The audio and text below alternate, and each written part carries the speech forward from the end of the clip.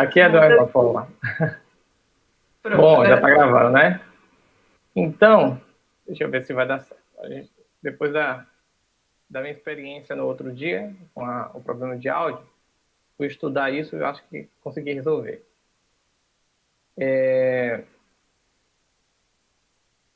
Eu vou apresentar, né, o trabalho que a gente vem fazendo sobre Bumba Meu Boi.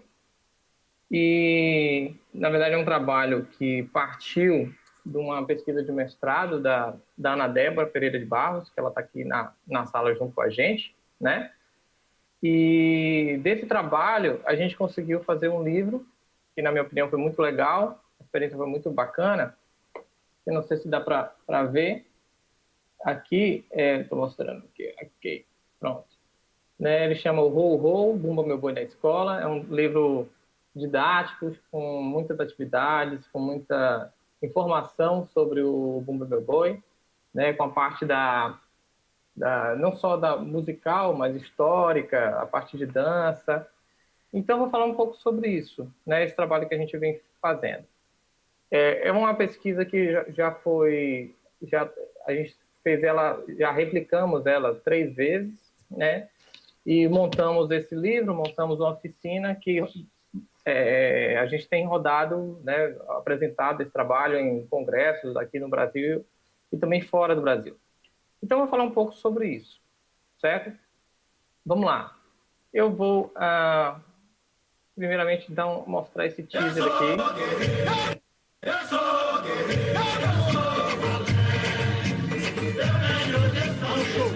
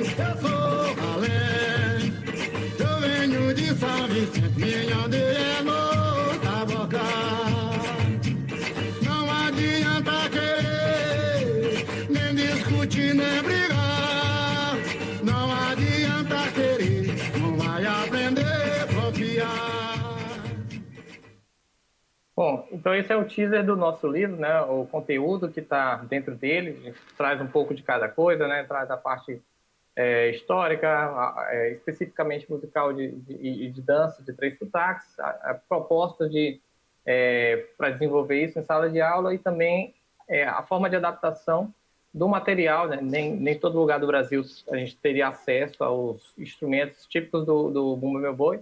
Então, para isso, a gente pensou uma maneira de como adequar, né, para vender o trabalho. Peraí, de novo não. Aí. Bom, primeiramente, para a gente começar, né, a gente vê também que o Bumba Meu Boi, né, as brincadeiras de boi, elas não se restringem ao Maranhão, né, nem ao Amazonas, né, que você tem o Bumbá. Então, eu trouxe aqui alguns exemplos de brincadeiras que tem o boi pelo Brasil, né? E acho que é interessante começar por aí.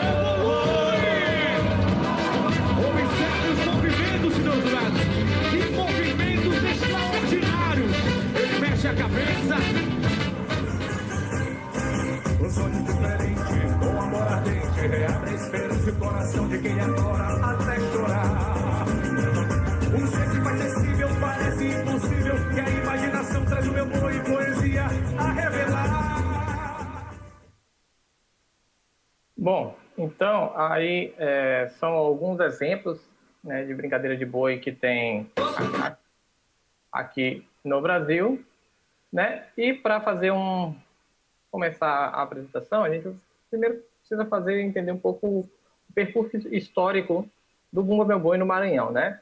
É uma brincadeira já centenária, né? Tem bastante tempo que acontece aqui no Maranhão. E só que vem há muito no seu processo inicial, principalmente, passou por um período muito forte de proibições, né? Então a gente pode dizer que é uma manifestação cultural de resistência. Então existem relatos, por exemplo, ali de que a partir de 1868, né, começou a ser essa brincadeira começou a ser proibida porque era considerada uma brincadeira estúpida de negros. Então, isso permaneceu durante muito tempo, até que na década de 70 houve um pensamento, uma mudança de pensamento, não apenas político, né, mas na própria no próprio concepção de cultura popular, né, que ela inicia na perspectiva de folclore, ainda no final, ali no século XIX, início do século XX, e ela passa para uma questão de entendimento de cultura popular, no qual os acadêmicos eram as pessoas mais responsáveis para tratar desse tema, né? Então, quando começou a fazer esse movimento, aí os governos de vários estados eles começaram a desenvolver planos de valorização da cultura popular. E aqui no Maranhão não foi diferente, né? Então, a Secretaria de Estado elaborou esse plano, especificamente valorizando um pouco mais o Bumba Meu Boi em comparação com outras manifestações. E essa manifestação ela se tornou, na verdade, o símbolo da cultura popular maranhense, né? Então, assim, no decorrer dos anos, as coisas começaram a ir modificando, né? Antigamente o Bumba Meu Boi, ele se apresentava dentro do seu terreiro para outras comunidades, mas a partir da década de 90, ali, anos 2000, começou a ter um processo de valorização e entendimento que os grupos precisavam de recursos para se manter, e aí inicia o processo de pagamento dos cachês, né, que a gente tem até hoje. Então, por exemplo, toda vez que tem a parte do festejo junino aqui em São Luís, existe um processo de inscrição, um processo de ranqueamento e um processo de seleção dos grupos que vão apresentar durante o festejo junino, né? Então, aí, hoje, se eu não estou enganado, é categoria A, B e C, no qual o A seria a elite, né? Grupos mais antigos ou grupos mais conhecidos, e o grupo C, aqueles que têm ainda recebem menos, tanto de recurso quanto número de apresentações. Bom, esse movimento se tornou muito importante também e casa ali com a transformação que surgiu no entendimento de cultura popular, passando a um conceito mais de patrimônio imaterial. Então, a partir do desenvolvimento de estudos relacionados a isso, o Bumba Meu Boi ele é tido como um patrimônio cultural do Brasil a partir de 2011 e 2019, né, ano passado, ele se tornou patrimônio cultural imaterial da Humanidade, que é um título concedido pela Unesco. Então, a gente pode dizer, por esse percurso e pela valorização que o Bumba Meu Boi daqui do Maranhão recebeu, que ela se tornou, até então, a principal brincadeira de boi do Brasil, certo? Bom, dando continuidade, a gente, especificamente falando sobre o Bumba do Maranhão, né, a gente tem alguns personagens que eles variam em função da região, do sotaque, do tipo de grupo que é, de sotaque que ele pertence, até mesmo da comunidade onde está inserido. Então, a gente tem como personagem principal o boi, evidentemente, mas a gente traz também o amo, que seria o dono da fazenda, tem um vaqueiro de confiança, que em alguns locais se chama rapaz, vaqueiros ou caboclistas, também chamados de rajados, que são empregados da fazenda, o pai Francisco e a mãe Catirina, que são muito famosos, né? Tem a parte de curadores, em alguns lugares são doutores, pajés ou mesmo curadores, índios, índias e caboclos de pena, que seriam aqueles responsáveis por localizar e prender o pai Francisco. Caipora, que não é tão comum, mas aparece, a Bunim e o Cazumbá, certo? Seria o espírito da floresta. Bom, o Padilha, que é até meu colega aqui do departamento, ele lançou recentemente, o ano da tese dele, ele lançou recentemente esse livro, denominado A Construção Ilusória da Realidade, que é fruto da tese de doutorado dele, né, que trata especificamente sobre a brincadeira do Bumba Meu Boi. É um trabalho muito legal que eu aconselho aqueles que se interessam pelo tema, né? Ele traz um agrupamento interessante no livro, e ele chama atenção para três grupos. Ele chama de mundo, né? Então, mundo branco, seria representado pelo amo, pelo doutor, veterinário, né? O mundo índio, o indígena, que seria representado na figura de espíritos, animais, índios e pajé, e o mundo negro, que seria o pai Francisco e a mãe Catirina. E o Padilha, ele chama a professora, que é interessante, que a brincadeira do Bumba Meu Boi, na verdade, ela representa uma inversão da ordem social, em que o negro e o índio, eles são personagens principais da brincadeira, e o branco, ele é totalmente desprezado. Então, por conta disso, na ideia do Padilha, o Bumba Meu Boi sofreu muita resistência e sofre até os dias atuais, né? Bom, a gente tem basicamente 5 tipos de Bumba Meu Boi, né? O primeiro deles, e o mais comum, é o boi tradicional, que é também chamado de boi de apresentação, que ele segue um calendário católico, né? E aí tem início no sábado de Aleluia, que é o final da quaresma, e termina a partir do dia de Nossa Senhora de Santana, que é a partir do dia 26 de julho, né? Tem o boi de promessa, que geralmente é realizado em oferenda a um santo católico, para pagamento de algum tipo de promessa, ou questão de doença, questão de uma graça, etc. E os principais santos católicos, né, que esses bois são, aos quais esses bois são oferecidos, tem o São João, São Pedro e São Marçal. Temos também o boi de encantado, que é parecido com o boi de promessa, só que ele é vinculado não mais ao catolicismo, e sim a terreiros, né, que são as casas de culto de religiões de matriz africana, e eles são criados, né, eles são montados para atender um desejo de uma entidade espiritual, né, chamado de encantado. Temos também o boi de verão, que ele funciona para você prolongar a brincadeira do meu boi. Então, ele termina ali de setembro a novembro, então avança bastante. E o boi de carnaval, que ele é montado como uma brincadeira de carnaval, né? E tem, a composição é muito similar aos blocos carnavalescos, e ele vai intercalando a toada de Bumba Meu Boi com marchinhas de carnaval.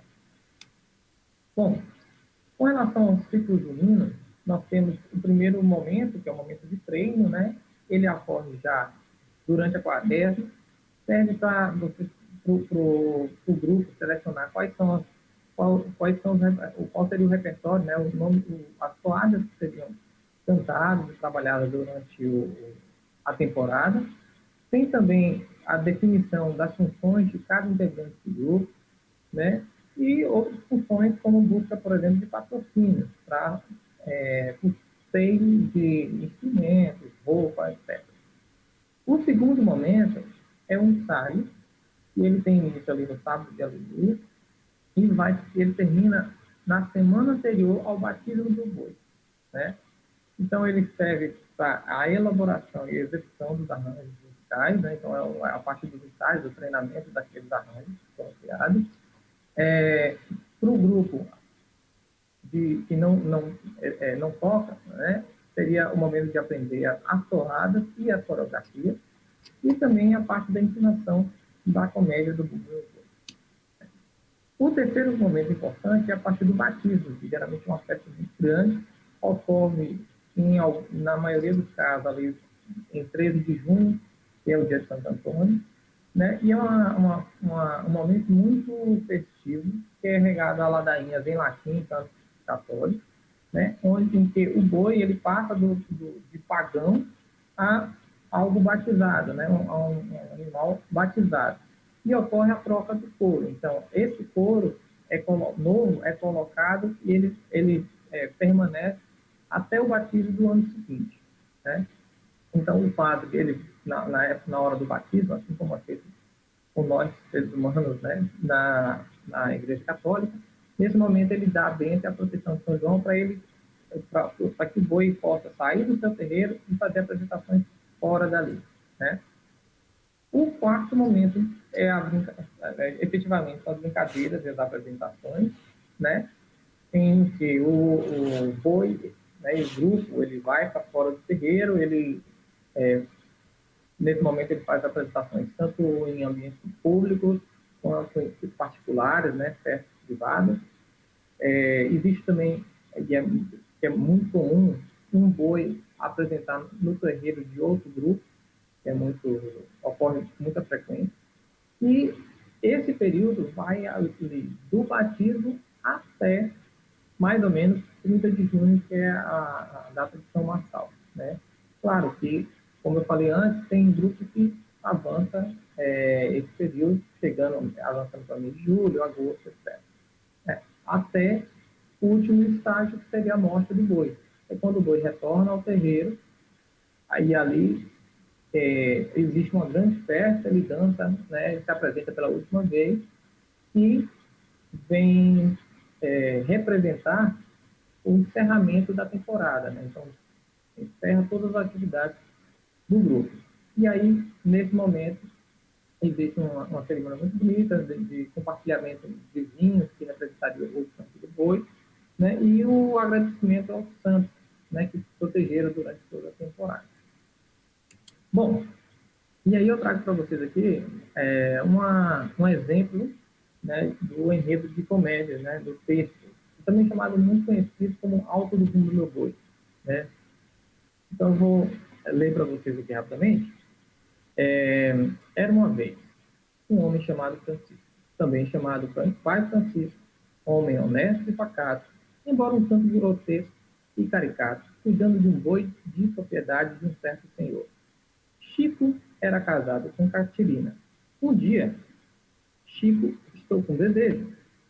Quem tem desejo é mulher grávida. Mas eu estou grávida. Então é desejo.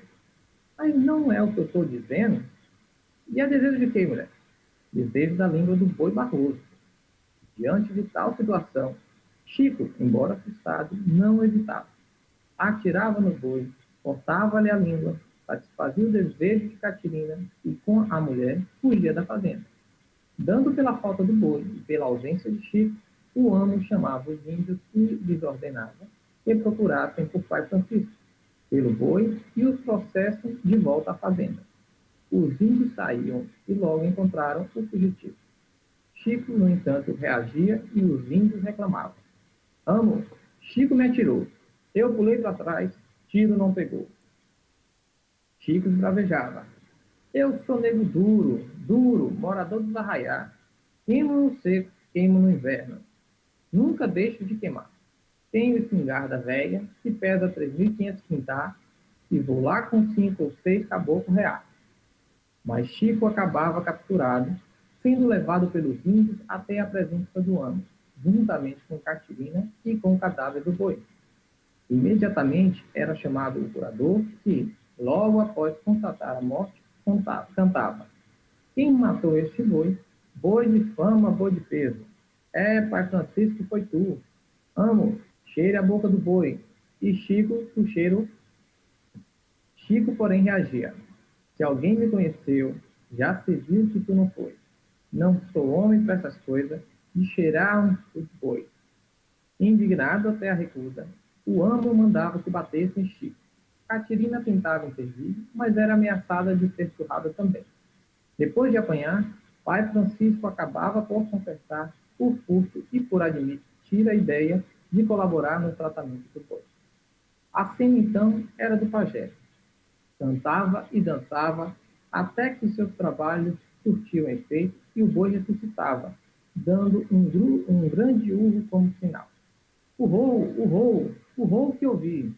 Boi mais bonito que este, garanto que nunca vi. Urrou, urrou, urrou fama real. Boi de fama como este, no sertão não haverá.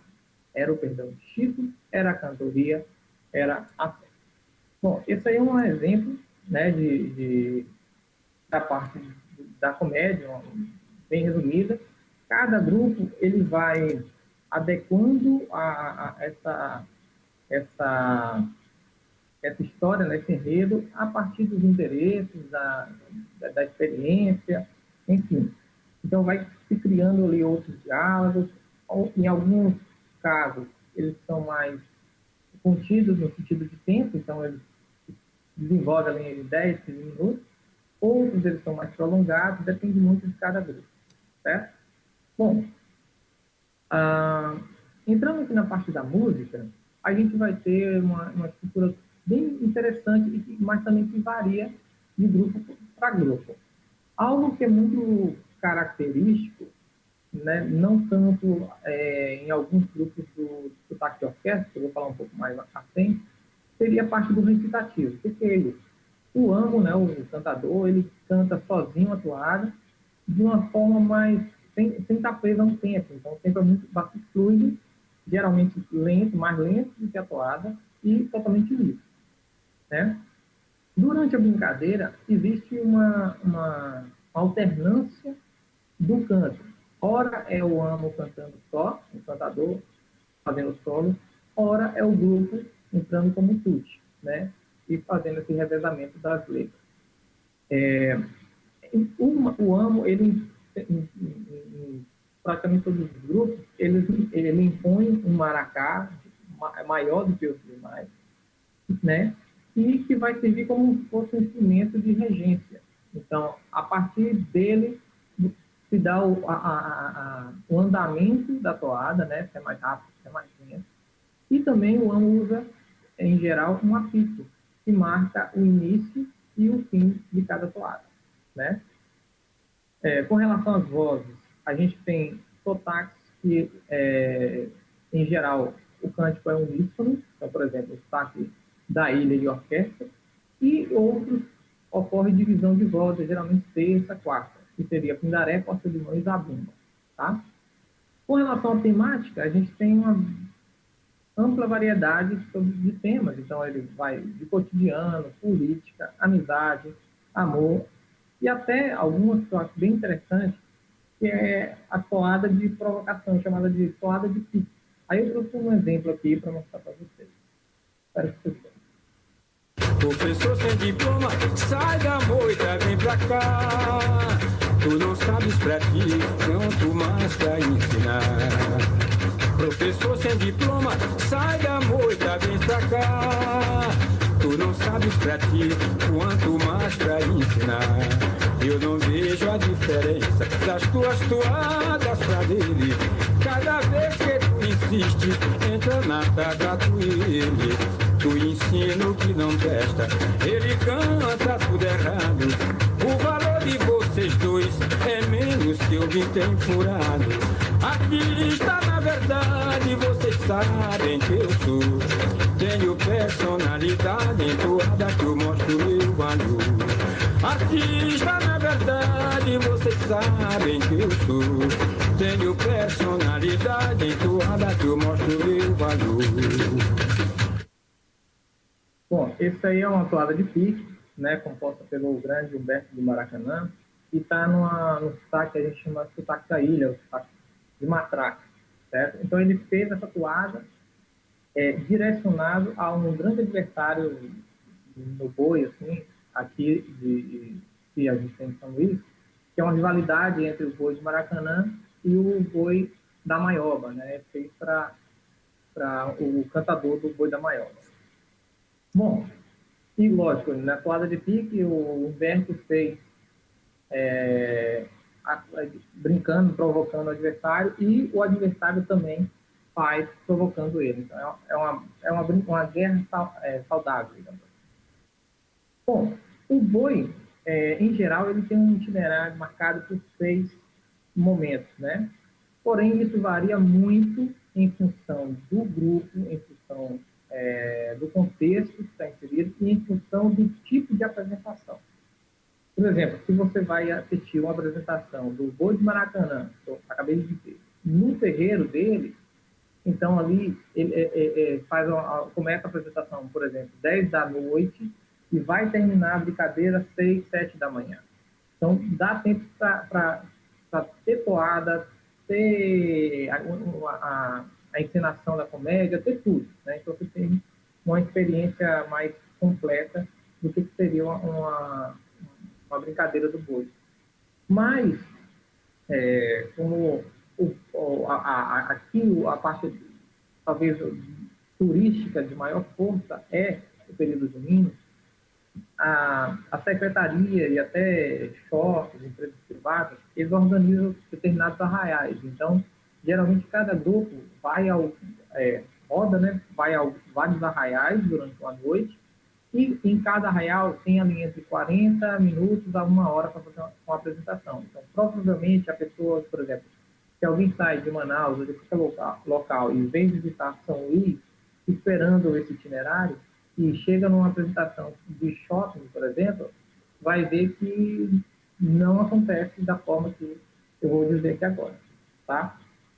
Então, geralmente, eles encurtam, tiram alguns elementos para que se adequem ao tempo. Mas, em Minas Gerais, o primeiro momento é o guarnecer, e ele é caracterizado pela reunião do grupo, né? Que aí começa a preparação da apresentação. Eu vou dar um exemplo aqui para vocês de guarnecer. Em nome de Jesus e de meu São João, eu vou cumprir como eu devi. Em nome de Jesus e de meu São João, eu vou cumprir como eu devi. Eu vou reunir e eu vou guarnecer a boiada do Pindaré para mostrar como é. Corre morena, vem vir. Eu vou reunir e eu vou guarnecer a boiada do Pindaré para mostrar como é. Corre morena, vem vir. Em nome de Jesus, eu te São João, eu vou cumprir como eu digo. Em nome de Jesus, eu te São João, eu vou cumprir como eu digo. Vou reunir, eu vou guarnecer a boiada do Pindaré para mostrar como corre morena, vem vir. Vou reunir,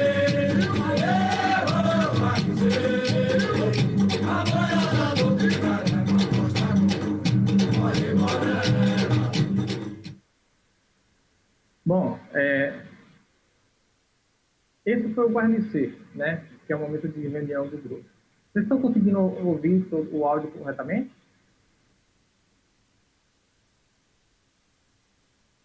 Estamos sim, está funcionando bem direitinho.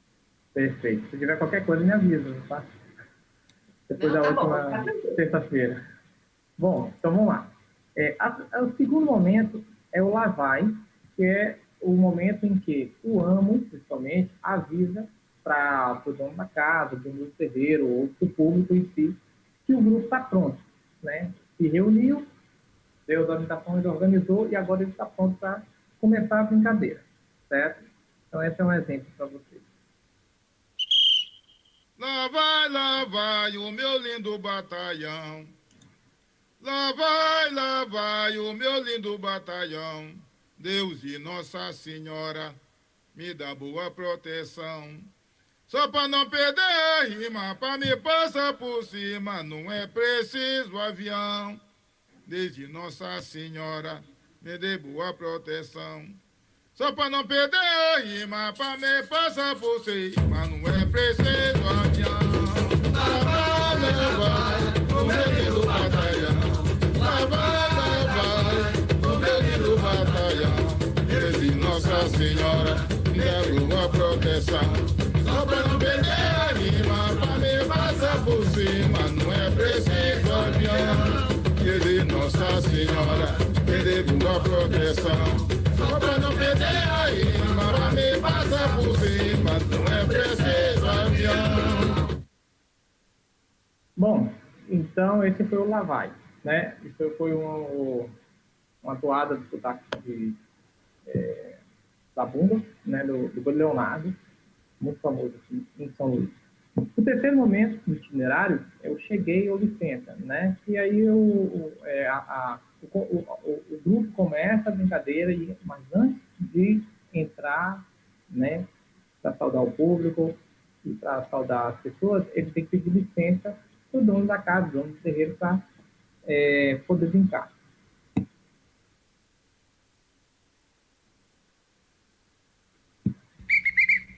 Eu vou ter bandeira branca, eu vou ter bandeira branca, é meu vaqueiro deu sinal, é meu vaqueiro deu sinal. Vaqueiro, salou cavalo, vaqueiro, salou cavalo, e vai aonde eu te mandar, e vai aonde eu te mandar.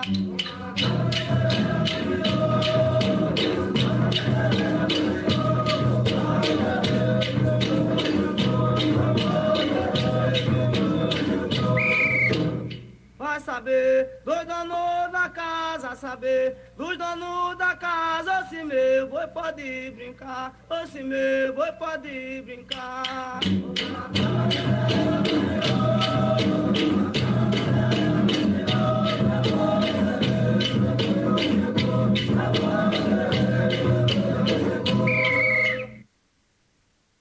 Bom, depois de pedir a licença, né, o amo começa a saudar o dono da casa, o terreiro, os brincantes, os participantes, né, o público, né, e aí sim tem início a representação teatral.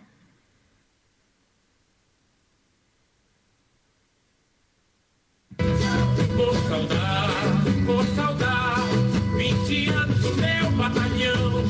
Vou saudar minha estrela moeira, meus companheiros, minha paixão. Vou saudar a cidade que vive esse amor. São Luís, meu campo de rua, terreiro de lua, de esplendor. Passo do lumiar, meu boizinho chegou. Santo do Ribamar, ele me abençoou. Mãe divina, minha mãe Deus, meu anjo da guarda colher o barriga em seu guarnecer. Mãe divina, minha mãe Deus, meu anjo da guarda colher o barriga em seu guarnecer. Bom, essa aí é uma composição no formato de sotaque de orquestra, é do nosso uma companhia chamada Barrica, aqui, e cheguei a licença foi de um sotaque de boi de baixada, né? Bom, continuando, aí tem aquela parte depois da representação da comédia, onde tem a ressurreição do boi. Né? E para isso, eu trouxe aqui para vocês a música que é hino do São João aqui do Maranhão. Né? Que tem que tocar em todos os arraiais. A gente toca em todos os arraiais. Cadê? Aqui. Lá vem meu boi urrando, subindo o vaquejador. Lá vem meu boi urrando, subindo o vaquejador. Deu um urro na porteira, meu vaqueiro se espantou. E o gado da fazenda com isto se levantou. Urrou, urrou, urrou, urrou. Meu novilho brasileiro que a natureza criou. Urrou, urrou, urrou, urrou. Meu novilho brasileiro que a natureza criou.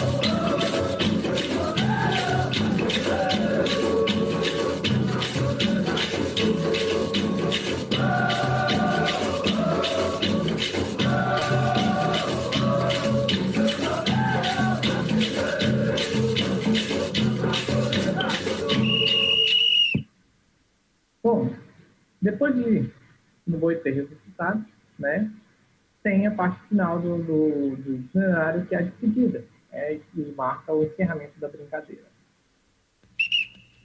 Lá vem meu boi urrando.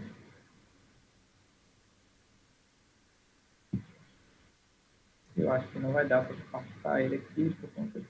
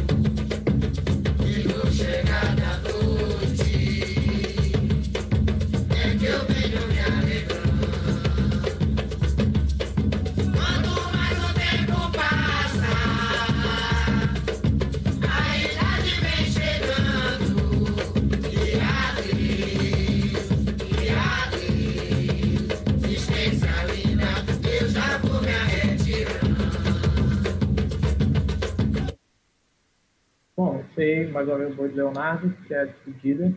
E, bom, esse é o itinerário geral que o meu boi apresenta, tá? Essas informações, várias delas, né, e aí vale a pena dizer, tem grande parte do conteúdo, tá?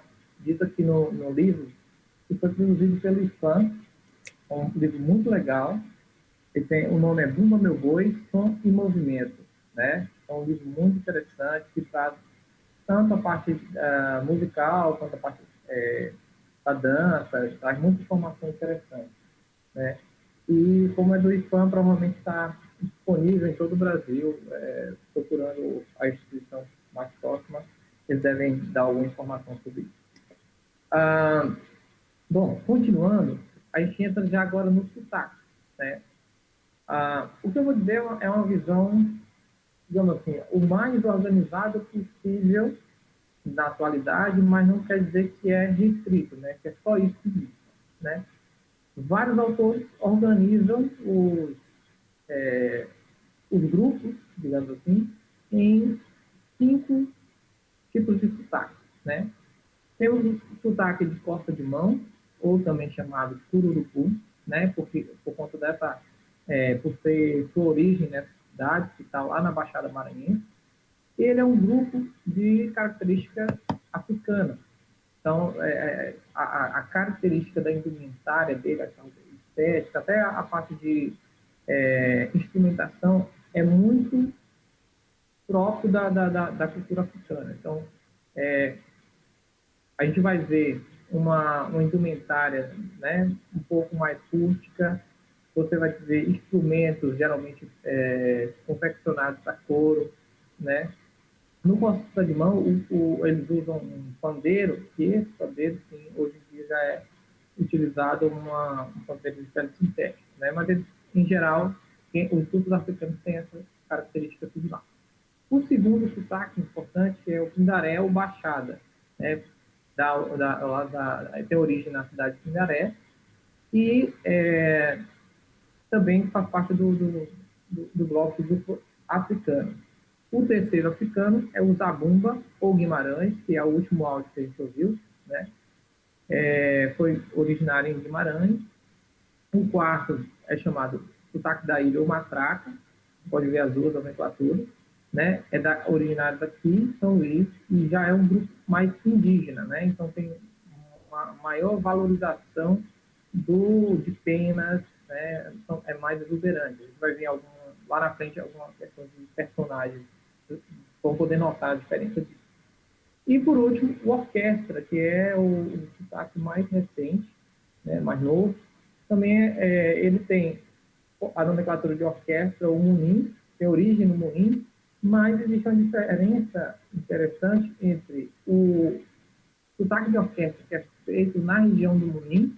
Munim é um grande rio que tem aqui, no Maranhão, ali próximo. É uma região daqui entre São Luís e Barreirinhas, por exemplo, no estado de Maranhão. E existe uma diferença entre a música que é feita nessa região com a música, o sotaque de orquestra que é feito em São Luís. São Luís é um pouco mais acelerado, então no Munim, o banjo que eles usam é um banjo tenor, aqui já usam um banjo, se não estou enganado, soprano, e ou um cavaquinho, então tem certa diferença. Mas, independente disso, ele é considerado um grupo branco. Ele é mais composto, ele tem um número, digamos assim, o número de componentes é maior e a estética deles mostra uma necessidade dessa coisa muito grande, né? Mais espetacular, ou espetacularizar, tá? A gente vai ver cada sotaque individualmente. Começando pelo Costa de Mão, infelizmente, Costa de Mão, dentre os 5 sotaques, é aquele que apresenta hoje o menor número de grupos, né? Tem alguns documentários na internet, no YouTube, que você pode assistir, falando um pouco sobre a beleza desse sotaque. Quando eu comecei a estudar no meu boi, eu acabei me apaixonando por esse sotaque. E ele, no nosso livro, ele é o nosso capítulo de abertura, porque na hora do desenvolvimento da prática, né, do ensino do meu boi na escola, a gente sempre falava assim, olha, a gente começa, só que a gente, por conta do calendário escolar, a gente nunca sabe que dia que termina isso, né?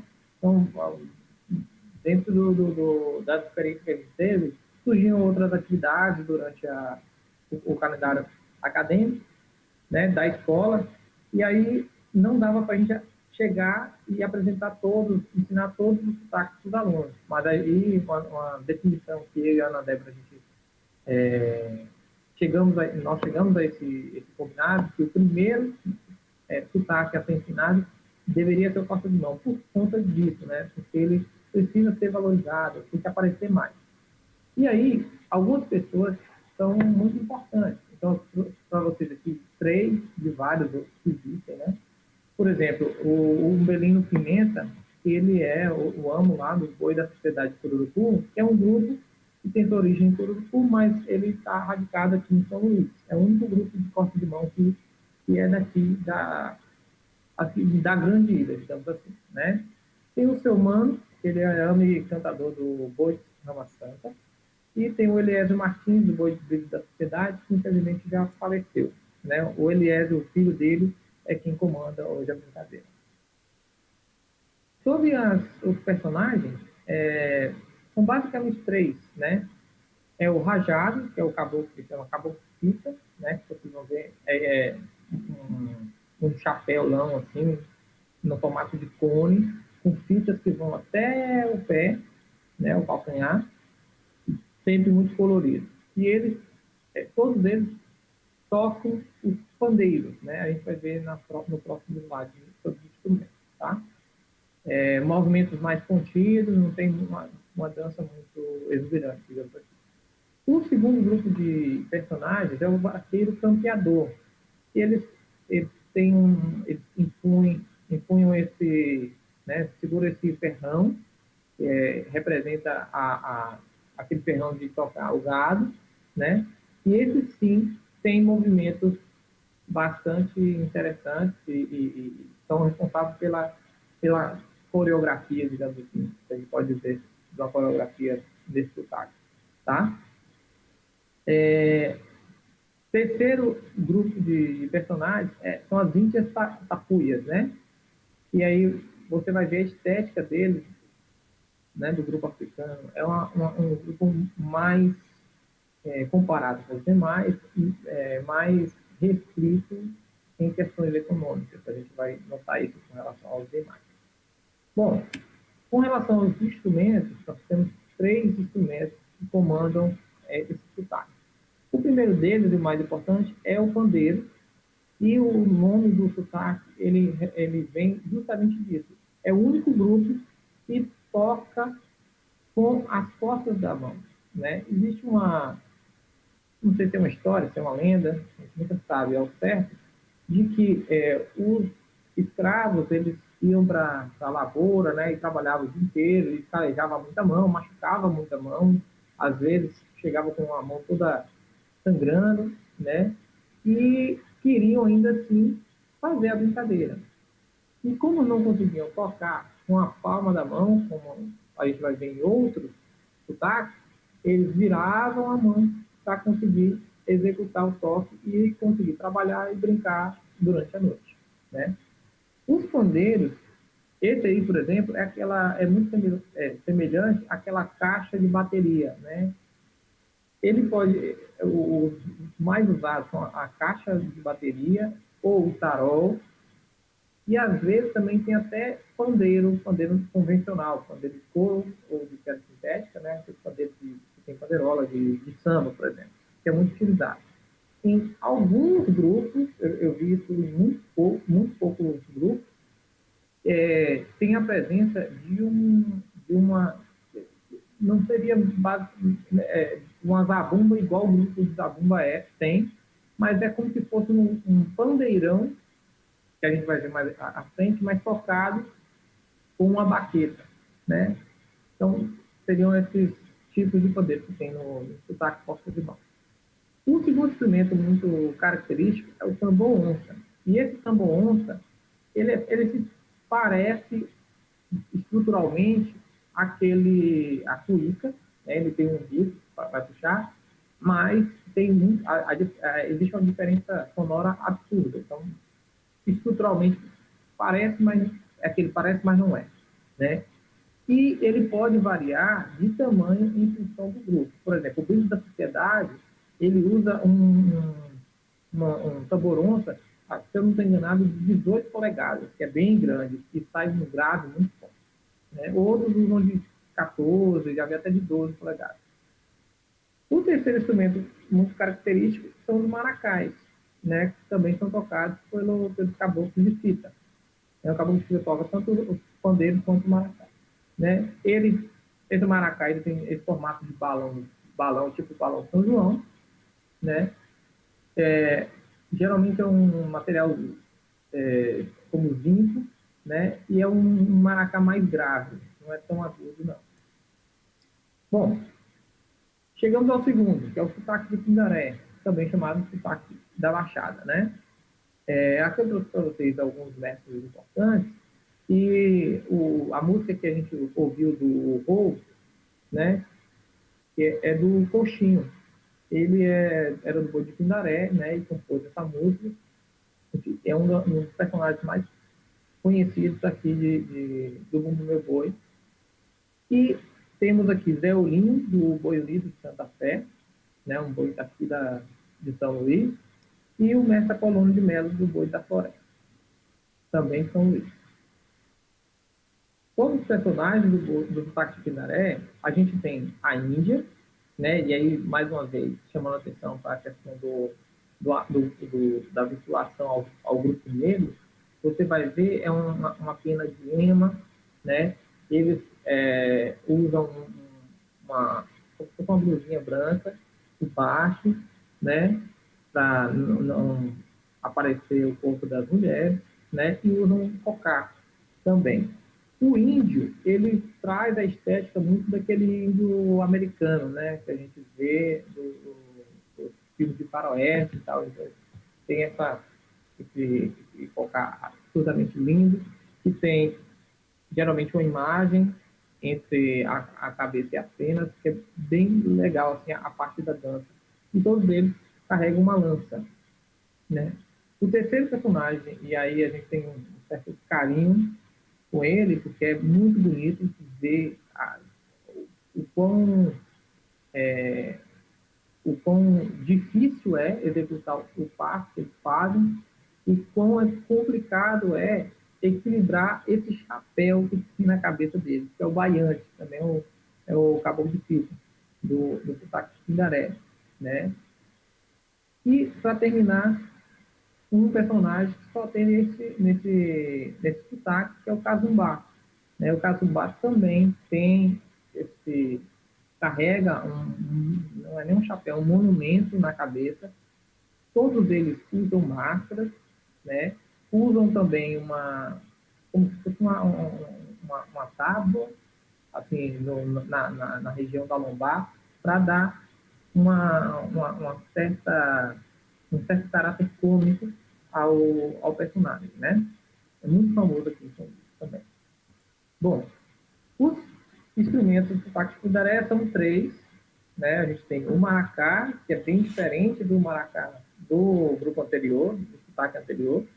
É um maracá maior, né? Mais agudo, que dá mais pressão e chega mais som. Então, ele é mais imponente que o maracá do Porta de Mão. Tem a matraca, que são 2 pedaços de pau, né? E no caso do Pindaré, a gente vai ver uma matraca mais ou menos do tamanho de uma mão, um pouco maior, 20, 30 centímetros, são matracas menores. A gente vai ver por que eu estou comentando isso no próximo slide. E temos aqui também o tambor-onça, né? O tambor-onça, que é o mesmo instrumento que tocava lá no Porta de Mão, só que ele tem o tamanho, geralmente são ali por 12 polegadas, não tem muita variação, certo? Temos também um grupo que é bem imponente, que é a parte dos pandeiros, né? Então, a gente tem 3 grupos. São os pandeirões, que são os instrumentos maiores, que a gente está vendo aqui embaixo, né? Eles geralmente são entre 20 e 24 polegadas, né? Antigamente, todos eles eram em couro, como vocês podem ver aqui, alguns deles, mas hoje em dia, há algum tempo, não hoje em dia, mas já há algum tempo, a gente vê a substituição do couro pela pele sintética, muito motivada para não deixar a brincadeira parar. Então, como é que acontecia? Esses couros, eles são esquentados numa fogueira, né? São aquecidos numa fogueira, demoram um determinado tempo para pegar a afinação, e o fato de existir a pele sintética permite que haja uma rotatividade disso, uma questão de substituição. Então, enquanto alguns estão tocando, outros estão esquentando, e é uma dinâmica bem interessante. Esses são os ponderões, que são os maiores. Esses menores aqui, deixa eu pegar esse apontado. Esses menores aqui, né, já são o que a gente chama de merengue e repinique. São todos do mesmo tamanho, em geral 14 polegadas, às vezes 16, né? E eles são responsáveis por dar um caráter mais agudo para a rítmica, né? Então, qual que é a diferença do merengue e repinique? Basicamente, a célula rítmica que cada um faz, né? E, finalmente, esse instrumento aqui, bem legal, que é um sino, parecido com aquele sino de vaca mesmo, que a gente vê, que é colocado no pescoço da vaca, e quem toca esse instrumento aqui é o cazumbá. Então, o cazumbá é o personagem, digamos assim, que está na dança e que toca ao mesmo tempo. Só ele faz isso. Bom, avançamos para o sotaque de matraca. Né? O sotaque de matraca, eu trouxe aqui 3 pessoas muito conhecidas. Humberto do Maracanã, que eu já falei. O Chagas, que estava no Boi da Maioba e há pouco tempo mudou para o Boi de Ribamar. E o João Chiador, que não está mais no Boi de Ribamar. Certo? Então, são 3 figuras emblemáticas e talvez os mais conhecidos do Boi de sotaque de matraca, ou sotaque da ilha. Personagens, a gente tem a Índia, e mais uma vez, o matraca, ele faz parte do grupo, ele vem fazer parte do grupo índio, né, indígena. Então, a gente vai ver um uso maior de penas. Então, por exemplo, a gente tem aqui a Índia, que tem um saiote mais curtinho, né, e penas por tudo quanto é canto. Você tem um segundo personagem que é espetacular, que é o Caboclo de Pena. Então, ele dança, é uma coisa mais sombria. Muitas vezes a gente não consegue enxergar o rosto da pessoa que está lá embaixo do brincante, né? Mas é muito... Os movimentos são espetaculares. E o Rajado, que é o Caboclo de Fita, né? Um pouco parecido, diferem um pouco do corta de mão pelo formato aqui do chapéu, né? Lá era um chapéu mais cônico, esse aqui é um chapéu com aba na frente, né? Mas também com fitas coloridas e a roupa bem colorida.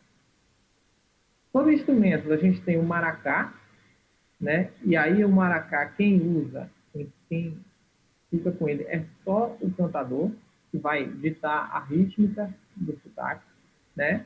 E é um maracá muito grande, muito maior do que os demais, então vai dar muito mais som. E também temos outro grupo que é o pandeirão. Esse pandeirão, ele difere do sotaque de baixada, por exemplo, ele traz um pandeirão, só aqueles pandeirões maiores, né? De 20 a 24 polegadas, geralmente. E eles hoje, em sua maioria, são pandeiros de pedra sintética, né? Então, no sotaque de matraca, eles chamam de batalhão. Então, você vai ver 40 pessoas, 30 pessoas tocando o pandeirão quando você tem a brincadeira acontecendo. Então, é muita gente, é muito som que acontece. Bom, para dar nome ao sotaque, a matraca, né? Ela tem um destaque. Por quê? Porque ela varia muito de tamanho. Quando a gente compara o tamanho dessa matraca à matraca utilizada no sotaque de baixada, ela vira gigante. Isso aqui deve ter uns 40, 50 centímetros de tamanho, mais ou menos. Então, a outra, a gente tinha mais ou menos 20, no máximo 30 centímetros. Aqui é muito maior. Tem pessoas que usam matracas que são quase do tamanho do próprio corpo. Matracas assim, de 1,5 m, é uma coisa absurda, monstruosa, né? E cada pessoa leva sua matraca para brincar no dia que está acontecendo o boi de matraca. E, finalmente, tem o tambor onça, que é semelhante ao que eu tinha falado no boi de baixada, tá? O quarto sotaque que a gente tem é o sotaque de Zabumba, né? Também lá da Baixada Maranhense. Aqui nós temos 3 figuras importantes, né? O Marcelino Azevedo, já falecido, lá do Boi de Guimarães, seu Canuto, do Boi de Vila Paz, e seu Leonardo, que é do Boi de Leonardo, também falecido, né? Hoje quem toma conta é a filha dele, a Cláudia Regina. Sobre os personagens, nós temos a Índia Tapuja, que aí é bem diferente, é uma Índia mais africana, né, um sotaque africano, que a gente vai ter essas perucas, que elas utilizam uma peruca feita de nylon, em geral, com uma coroa aqui na cabeça, né?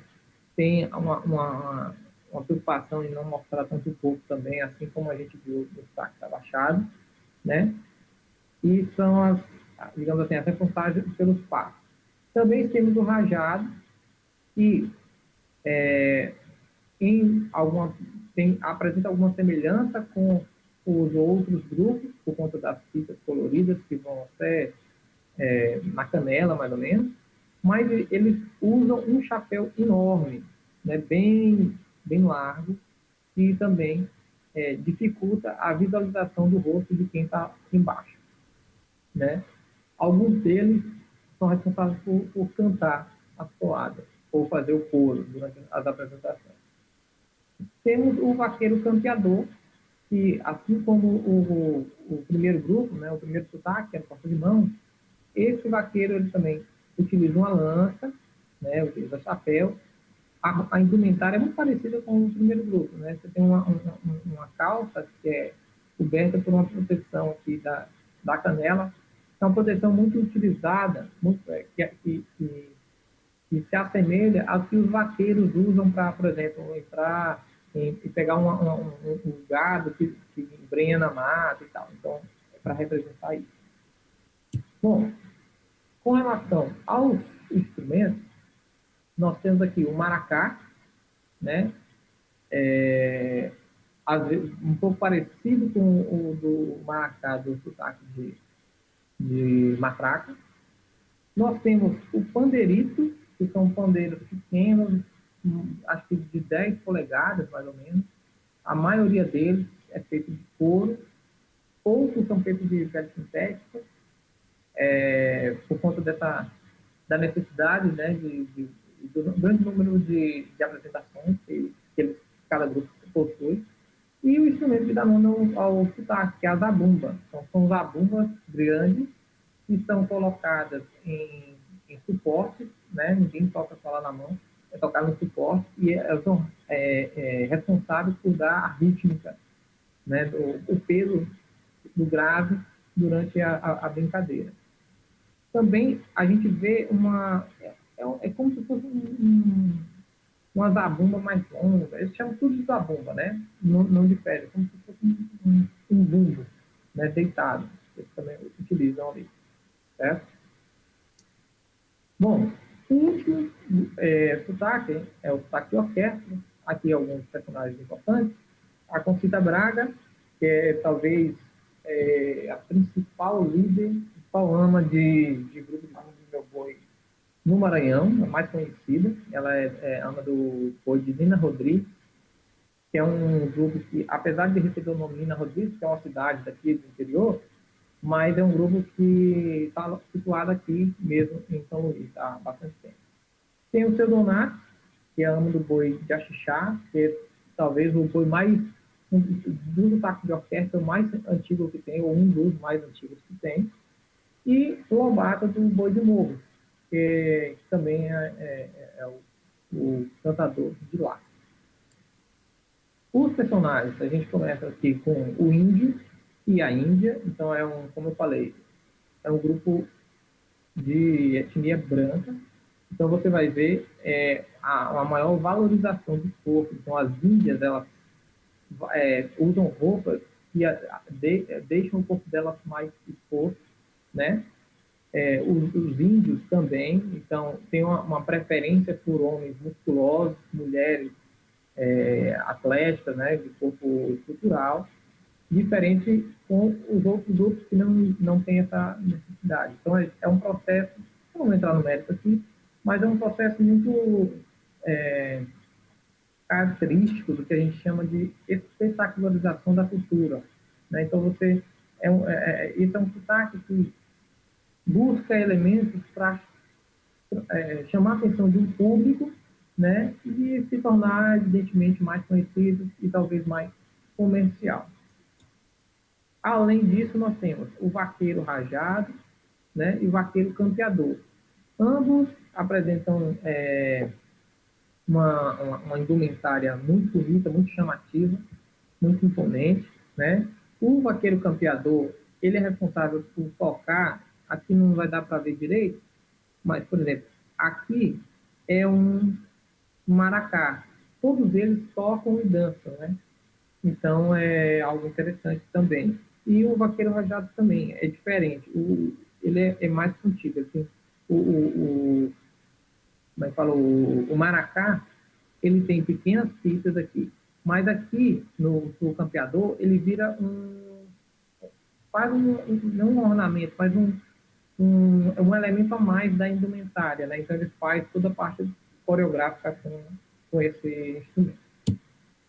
Já falando do instrumento, o orquestra se difere completamente de todos os outros que eu falei, porque é o único que apresenta instrumentos de corda.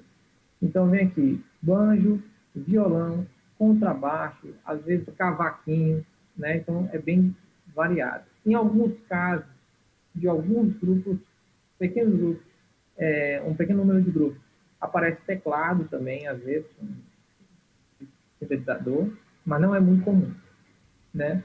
Nós temos os metais, né? Que isso assim, é uma norma, um padrão.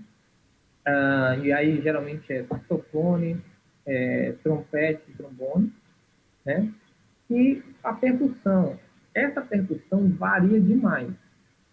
Se você pega o grupo do Moinho, né, que foi onde o TAC nasceu, geral, a percussão mais comum lá seriam esses bumbos aqui, ó, para dar ritmo.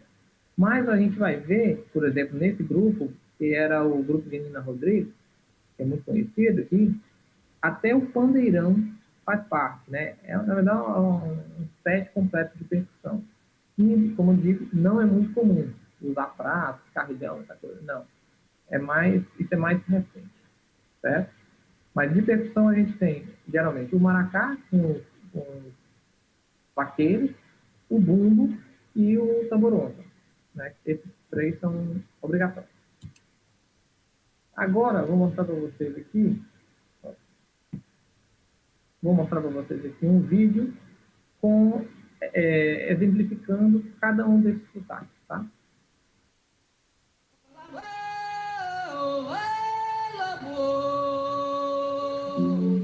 Bota no passo mil, não precisa careira.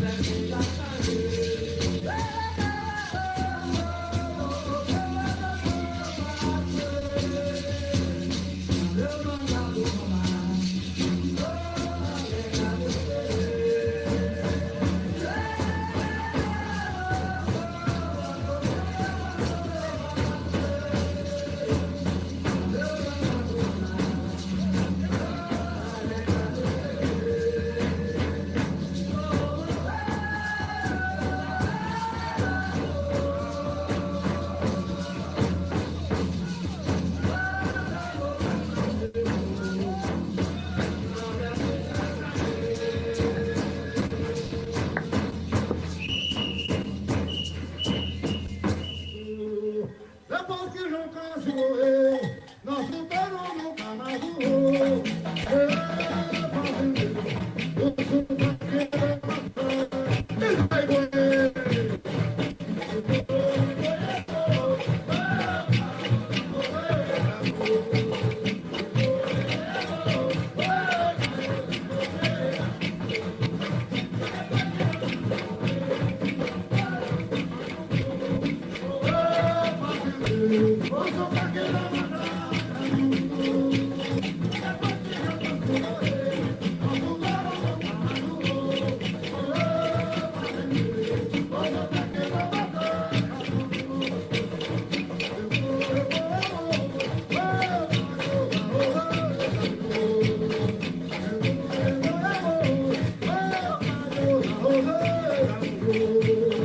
Depois que João casou, nós voltaram no carnaval.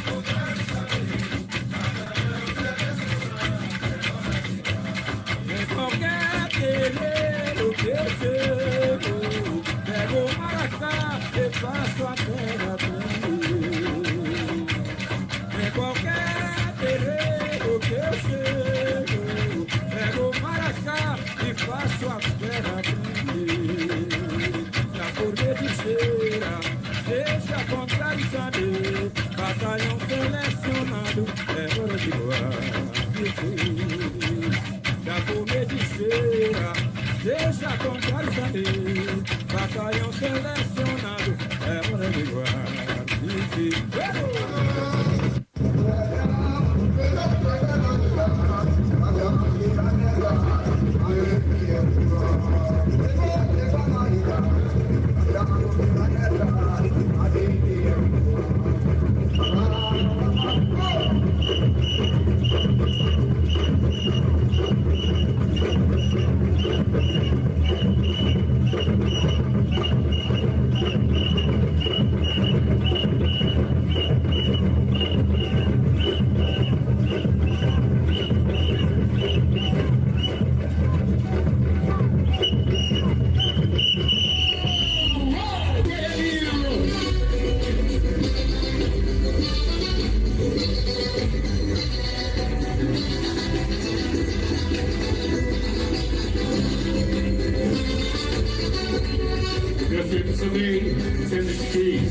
Você brincou em estar aqui, falar ao povo, dizer a verdade.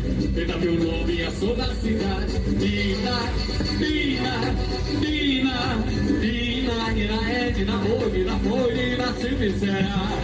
Só ilhas lindas, Nina,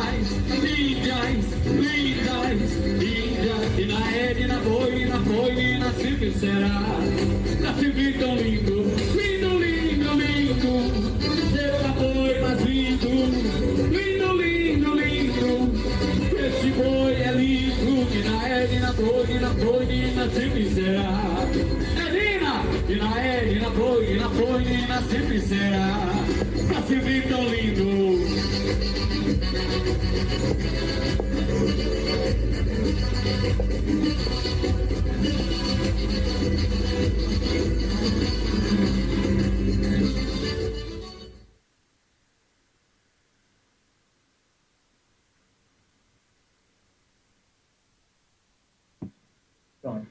Bom, então esse foi uma exemplificação dos 5 sotaques, né? Para ver tanto a parte de dança quanto a parte musical, ao invés de só ficar falando, né? Bom, a gente tem outro grupo interessante de personagens do nosso São João, da nossa cultura, que são os grupos parafolclóricos. E aqui eu destaquei 2, tem outros vários, mas esses são hoje talvez os mais renomados, que é a Companhia Barrica, né, que leva a cultura do Maranhão para o mundo inteiro, né, e a Companhia Encantar, que é mais recente, tem quase 10 anos de sua fundação, digamos assim, como companhia de dança e música, né. Esses grupos, eles, na verdade, eles trazem ali eles fazem muita coisa do Bumba Meu Boi, mas eles trazem elementos de outras manifestações, por exemplo, também crioula, a dança do rolê, e ele também tem uma estética diferente, muitas das vezes não segue a estética nem de dança, nem musical das culturas de origem, né? Então vai fazer uma música no sotaque de matraca, a forma de dançar não segue o padrão que a gente vê no terreiro em si, tá? Mas vale a pena mencionar esses grupos. Bom, aqui eu trago um dado muito interessante sobre o Bumba Meu Boi. Isso foram músicas coletadas na época por Mário de Andrade, na expedição dele, que ele fez em 1938, né? Com a equipe gigantesca, né? A missão de pesquisa folclórica, e aí veio até o Maranhão e coletou, conseguiu gravar alguns grupos. Eu vou passar um pouquinho de cada áudio, só para a gente tentar entender um pouco como é que era esse som antigamente. Ô, lua nova, ô, lua cheia, ô, vento, ô, chuva, ô, estrela papacita, e ô, vento, ô, chuva. A gente vê que a estrutura é parecida. Ó. O cantador chama, apresenta a melodia e a letra, com votos que todo mundo canta.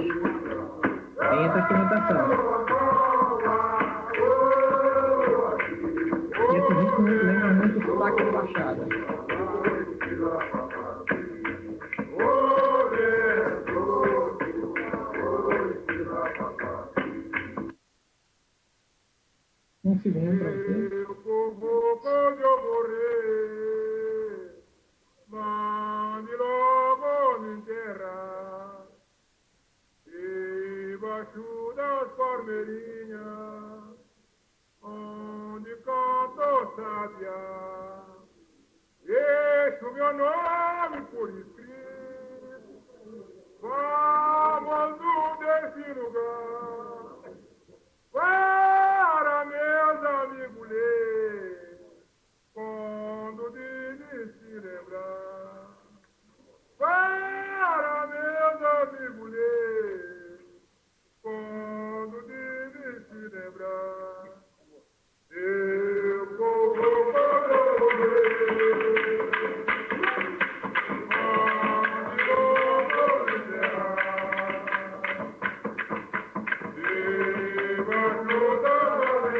A parte rítmica lembra o primeiro áudio. E o texto é mais como se fosse uma ladainha de morte, com certeza.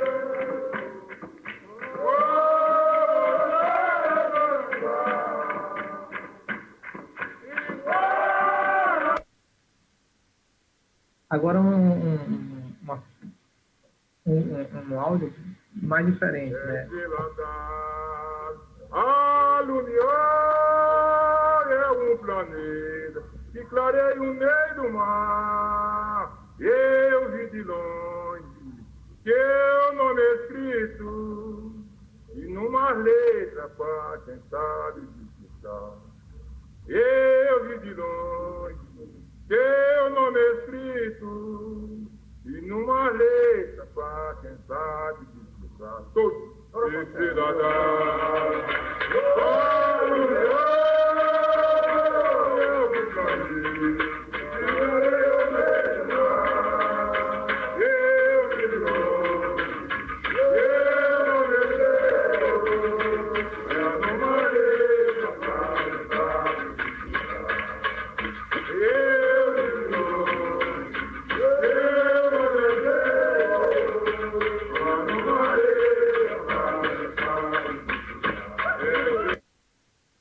Essa última tem algo mais festivo que lembra um pouco, em questão de melodia, talvez, o sotaque de orquestra.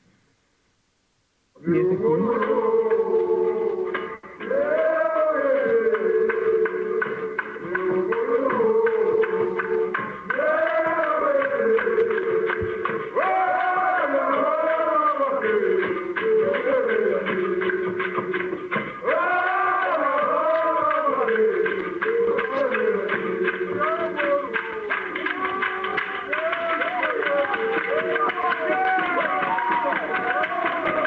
Você já lembra um pouco mais do sotaque na trava. É como se fosse uma ritmia, né?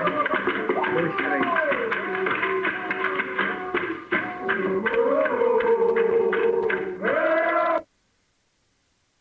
Então, assim, isso foi... Não, desculpa interromper. Você repete para a gente... Oi, Carol. Desculpa interromper. Você repete para a gente o que você falou em cima desse último áudio, que não deu para ouvir. Ah, tá, não deu para ouvir. Então, esse último áudio, ele tem uma semelhança, ele apresenta uma semelhança musical com o sotaque de matraca. E o que mais caracteriza o sotaque de matraca é uma polirritmia, né, 2/3. Fazendo isso, ó. Então, esse último áudio tem muito essa característica. O terceiro tem uma característica melódica mais própria do orquestra, e os dois anteriores mais o de baixada, né? Certo? Então, aqui tem umas fotos, né? Provavelmente isso das décadas de 70, 80, mais ou menos, né? De grupos, e a gente vê, assim, que isso aqui tem uma característica muito do grupo de baixada, né? Entre baixada e talvez matraca, no caso aqui. Né, os instrumentos como eram feitos antigamente, né, o tipo de couro utilizado no boi. Então, são fotos bem interessantes e é importante ver isso para saber como as coisas avançaram. Né? A gente vê até aqui a presença de um instrumento de corda, né, como se fosse um cavaco, um violão pequeno, alguma coisa assim. Bom, Dando continuidade, né, entraria aqui, no caso, a parte da oficina mais prática, né? Infelizmente, a gente tem dificuldade por conta da pandemia e estar distante e tal, a internet é muito boa, mas não permite que o trabalho seja síncrono, né? Ou seja, todo mundo tocando junto, mas vou tentar mostrar algumas coisas aqui que são interessantes e que estão nesse material que a gente fez, né? Então, sobre Costa de Mão, nós elaboramos um vídeo com todos os instrumentos.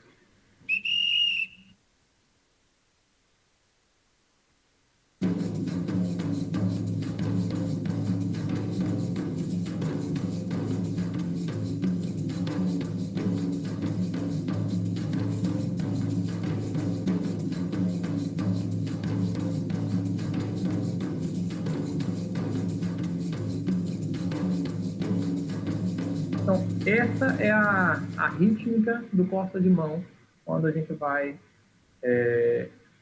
escutar. Opa. A gente vai escutar no período, lá no local onde ele é executado. Bom, e aí, no nosso livro, o que a gente fez? A gente segmentou para construir um processo pedagógico, né?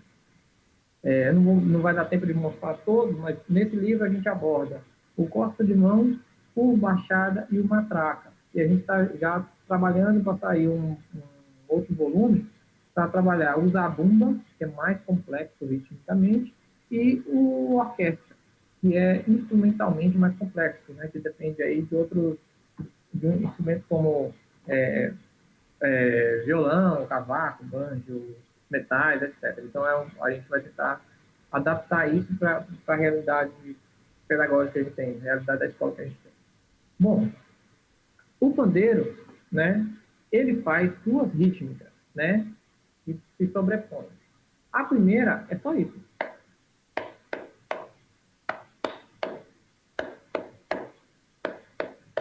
Certo? A segunda faz.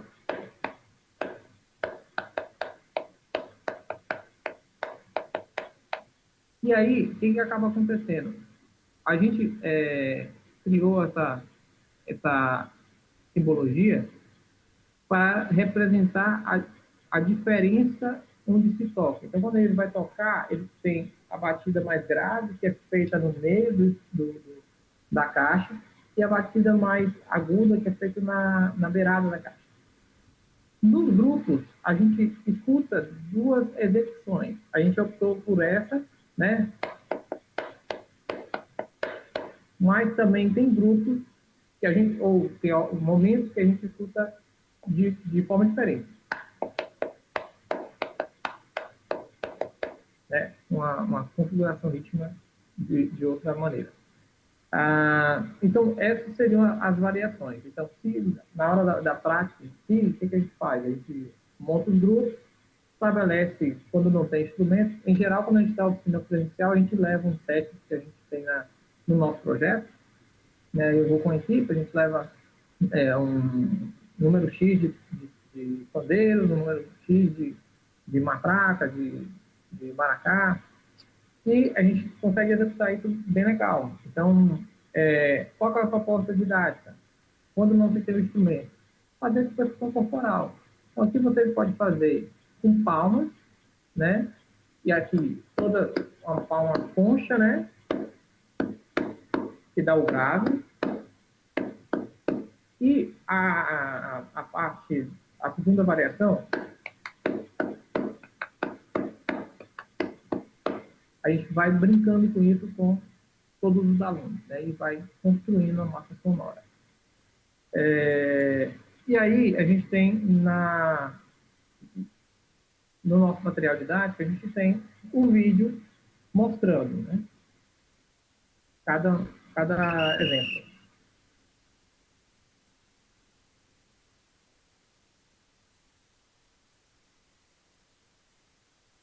Aí tem a apresentação do instrumento, mostrando o tamanho, como é, etc.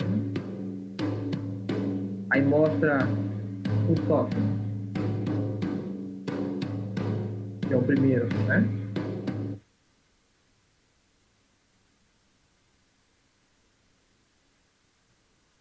Aí, como são dois, a gente mostra o segundo também. Como são vídeos independentes, sempre tem a apresentação do instrumento no início.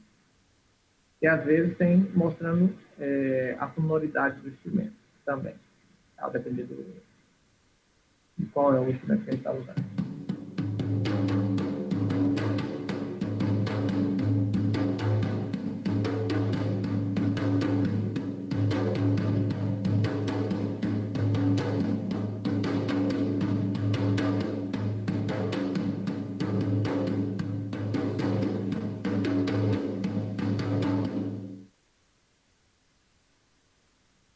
Uma coisa que eu sempre digo em qualquer oficina que a gente vai dar é: pense nisso como se fosse uma forma facilitada de levar a cultura popular para a escola. E não como uma cultura popular reduzida a texto, né? Então, tem que deixar isso claro, porque às vezes a pessoa acha que, por exemplo, fazendo uma oficina ou comprando um livro e estudando por ali, que ali ele vai aprender o Bumba Meu Boi. Bom, digamos assim, de maneira didática, talvez uma parcela sim, mas para aprender o Bumba Meu Boi tem que vivenciar, então a pessoa tem que obrigatoriamente vivenciar isso no terreiro, conhecer, porque nos áudios que eu apresentei, muitas das vezes acontecia, por exemplo, do cantador, você está vendo ali, todo mundo tocando, o cantador, em vez de entrar no teste na cabeça, ele puxa um tempo antes. Então, todo grupo, ele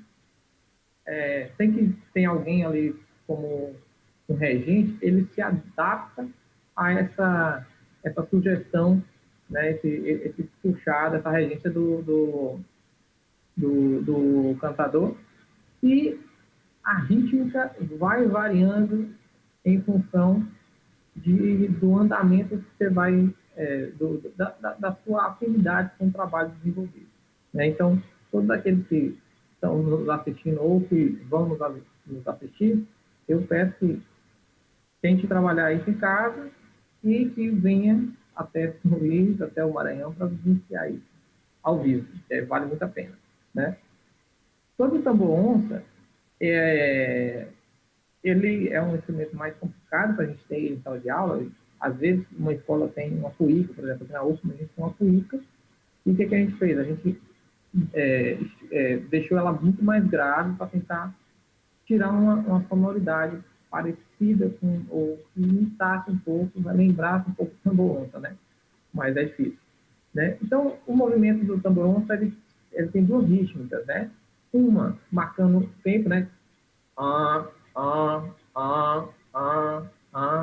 E a outra marcando, brincando com esse tempo. Isso, essas variações, elas não são definidas previamente. Uma pessoa vai fazer, outra não. Geralmente é uma pessoa só ou duas que tocam onça e vão brincando, jogando isso no meio das músicas, tá? E aí, para exemplificar, eu preciso um vídeo para vocês de como o som do tambor-onça. Tem a apresentação do instrumento, como eu disse. Geralmente um som úmido. Esse é o som dela.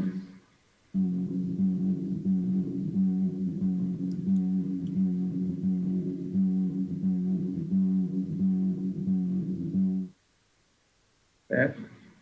Essa é a primeira rítmica, o primeiro toque, e aqui é o segundo toque.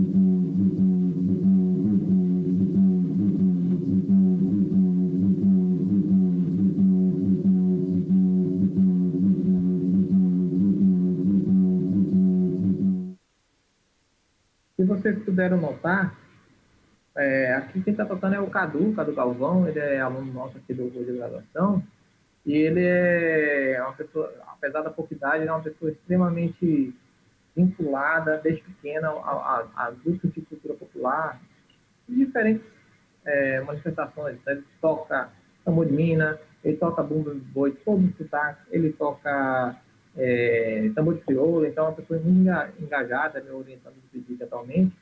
E ele, na hora da execução, era até engraçado, porque a gente colocava uma referência sonora para ele tocar junto, e na hora de tocar, ele começava um toque, me dava no outro e tal. Aí eu falei, não, Cadu, foca nesse aqui. Ele falou assim, cara, mas eu não consigo, é nosso, não tem, é muito difícil segmentar isso pra gente. Mas aí a gente conseguiu ajustar do jeito que era necessário. Bom, o terceiro instrumento é o maracá, né, que também tem duas variações rítmicas no corta-limão. Em outros sotaques, geralmente é um toque só, que é o segundo. E aí, o toque, ele tem o balançado normal, tchá, tchá, tchá, tchá, tchá, tchá, tchá. E a segunda é tchá, tchá, tchá, tchá, tchá, tchá, tchá, tchá, tchá, tchá, e dá uma celeridade diferente para a música. Então, vou mostrar para vocês aqui. A gente gravou com um maracá, não do ponta de mão, para dar mais som. A gente gravou com um maracá de baixada.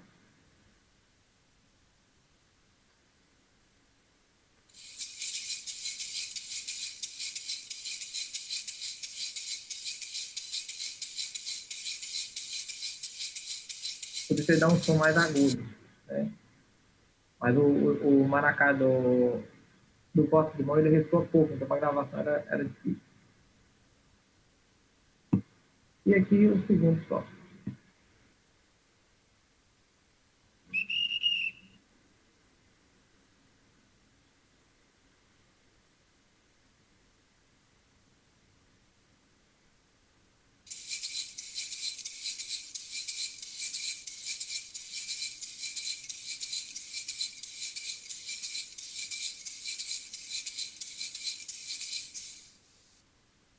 Esse maracá, esse segundo toque do maracá, ele é difícil de escrever, porque não... Ele, como ressoa, como... Né, é difícil marcar ele. Então, é o que a gente fala. Aprender o maracá é ouvir e tocar. A escrita, às vezes, não ajuda muito. E aqui, para finalizar nessa apresentação, por conta do nosso tempo, a gente traz uma proposta sobre o uso de materiais alternativos. Então, a gente usou, se não estou enganado, uma latinha de refrigerante para fazer o maracá, né? O tambor onça foi feito com uma lata de leite ninho, né? Daquela de 800 gramas, leite Neston, desculpa. E o pandeiro foi usado papelão couro para a borda, e eu fiz uma pele com fita adesiva. Acho que foi interessante.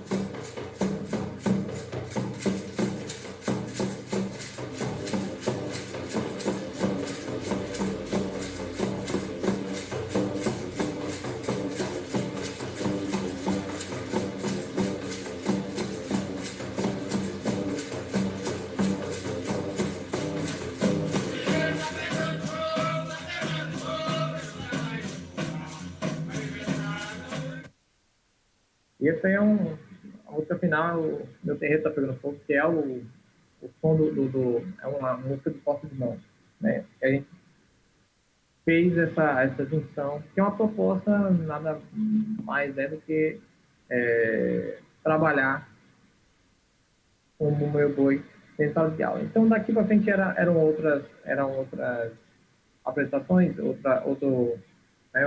as variações de outros sotaques. Então, a gente, já como vai dar 1 hora, eu gostaria de deixar um tempo, viu, Carol? Tá? Se fosse o caso de ter alguma pergunta. Eu fiquei assim, muito feliz por você conseguir abrir espaço para a gente, né, fazer esse trabalho. Fiquei muito feliz porque era uma oportunidade de ir em Manaus novamente, que é uma cidade que eu gosto. Mas fiquei muito triste com essa pandemia e a gente não poder fazer isso ao vivo, né? Mas acho que espero que as pessoas tenham gostado e espero que elas tenham ficado interessadas em, né, pelo material, em fazer oficina, e quem sabe essa pandemia acaba e a gente, em outro momento, a gente vai para isso. Tá bom? Muito obrigado e se tiver alguma dúvida, questão,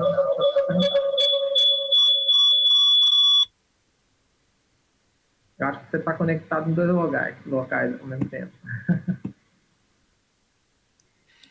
Perdão, desculpa. Eu estava no computador mesmo, porque ali fica a tela maiorzinha, daí aí fez o eco. Desculpa, gente, quase deixei todo mundo surdo aí. João, muito obrigada. Na verdade, a gente que tem que agradecer você ter aceitado estar aqui com a gente, né? Tem sempre a parte boa e a parte ruim das coisas, né? De fato, a parte muito ruim é a gente não poder estar junto, né? A gente não poder estar fazendo música, de fato, né? Porque tem as limitações tecnológicas. Mas a parte boa é que ficou gravado tudo isso, né? Eu já vou te pedir licença desde já, porque eu já estou vendo que eu vou usar muito esse material que você mostrou para a gente aqui, essa sua exposição aqui para a gente, vou usar muito em sala de aula, né? Quando a gente estiver discutindo nos próximos semestres lá em Pedagogia da Música 4, né? Aqui na UEA, as questões da diversidade cultural, né? Porque a gente aborda muito essa necessidade que a gente sabe que é não só por força de lei, né, que a gente tem que trazer a cultura negra, a cultura indígena para dentro da sala de aula e também as suas variantes, né, a forma como a cultura brasileira se apropriou dessas duas culturas, né? Mas, enfim, a gente sabe a importância de trazer isso, a gente sabe aqui para a gente do Amazonas, né, o peso que o boi tem na nossa cultura, né, o boi de Parintins. Então, a gente precisa muito estabelecer esses diálogos e a gente sabe que o boi de Parintins não surgiu em Parintins, né? Ele é descendente aí do boi do Maranhão, né? A gente sabe que tem todas essas relações. Então, é muito importante a gente estar dialogando essas questões, a gente estar trazendo vocês mais para perto da gente. E vou deixar aberto desde já o convite para quando a gente puder se voltar, né? A se encontrar presencialmente, para que vocês venham, você, a Débora, parabéns a Débora também pelo trabalho, para que vocês possam vir até Manaus. Eu tenho 1000 perguntas para fazer, mas, assim, para eu não monopolizar a fala, deixa eu perguntar se alguém que está aqui na sala junto com a gente quer fazer alguma pergunta, senão daí eu vou tomar a palavra. Tudo bem. Isso, Mário, por favor, fique à vontade. Se quiser abrir o microfone para falar. Sim. Bom dia. Eu quero parabenizar o João, né, pelo trabalho. É um trabalho enriquecedor, porque eu, como sou aqui do Amazonas, né, conheço somente, digamos assim, tenho uma familiaridade com o boi de Parintins. E aí é enriquecedor saber como que o boi-bumbá tem vários sotaques, né, em regiões diferentes do Brasil. Isso é bem interessante. E aí, esse vídeo final que você colocou, né, trabalhando de uma forma meio que improvisada com alguns instrumentos, eu queria compartilhar que eu e alguns colegas fizemos um projeto que é de curso de extensão de música aqui na Universidade do Estado do Amazonas, que é coordenado pela professora Carolina, e nós fizemos algo semelhante justamente com o boi-bumbá daqui de Parintins. Então, nosso projeto partiu, né, de ter uma harmonia e ter uma melodia bem característica, já de uma toada, e aí nós trabalhamos com os alunos a questão da rítmica. É claro que foi uma forma, digamos assim, mais enxuta, sem tantas variações, e também justamente trabalhando com materiais que tinham em casa. Então, a gente trabalhou com garrafão d'água, nós trabalhamos com descascador de verduras, né? Improvisamos latinha, também colocamos areia ou arroz dentro de outras latinhas para fazer os materiais que são característicos ao boi-bumbá. Isso é legal, na minha perspectiva, de trabalhar com os alunos, porque a gente vai formando um público, né? Porque sai um pouco só daquele negócio do festival. Então, esse que eu queria perguntar para ti, por exemplo, aí onde você vive, se, por exemplo, o boi-bumbá, ele, digamos assim, se em outros momentos que não sejam em momentos de festival, se ele, digamos assim, ele é cultivado, e seja nas escolas, seja em outros projetos públicos, é porque acho que é assim que forma o público. E eu queria perguntar a ti como que é essa questão da formação do público aí na tua cidade. Certo. Você perguntou o boi bumbá ou bumba meu boi? O bumba meu boi. Ah, tá. É porque se você perguntar o boi bumbá, eu vou te dar uma resposta e falar assim, a gente conhece, mas conhece pouco. Bom, o que acontece com esse tema de formação de público, né? Vamos lá. Em 2016, a Ana Débora começou o mestrado dela. Eu, assim, sempre gostei da cultura, né? Já tinha trabalhado com cultura em outros momentos, de outros locais. Eu sou meio nômade, então nasci em São Paulo, morei na Bahia, depois fui para Minas, fui para o Espírito Santo, fui para a Espanha até chegar aqui. Então, conheço várias culturas, né? E sempre trabalhei com isso. Sempre foi uma área de interesse para mim. Entretanto, quando eu cheguei aqui, nunca tinha tido a oportunidade de fato, entrar no grupo e ver como é que isso funcionava. E também trabalhar em sala de aula, eu não trabalhava assim. Aí, quando a Débora veio com a proposta, eu falei assim, vamos fazer. E aí começa o trabalho coletivo. E quando a gente foi desenvolver a pesquisa, ela já tinha feito uma etapa antes, né, perguntando aos alunos qual a experiência deles e tal, e notou que tinha um preconceito muito grande. Né? Muitos falavam, não, isso é coisa do demônio, isso é coisa do capeta. Né? Então, tinha esse tipo de fala nos adolescentes, né? E a gente começou a pensar em como criar uma proposta para levar e desmistificar isso na cabeça dos adolescentes. Foi daí que surgiu isso. Bom, tentar resumir um pouco o que é a história. Quando a gente começou o trabalho do mestrado em si, já com material didático, eu estava muito à frente, eu ia lá acompanhando, dando aula junto e tal, de algumas questões, via que isso era muito, muito forte, né? Mas que, com o passar do tempo, esse discurso de ódio, de raça, de preconceito, foi sendo vencido pela curiosidade. Então, a gente chegava, por exemplo, para trabalhar a dança, aí os alunos falavam assim, eu não vou dançar não, porque esse negócio é coisa do demônio. Então, tá bom, fica aí, a gente vai dançar. E aí, a maioria das pessoas tem um interesse.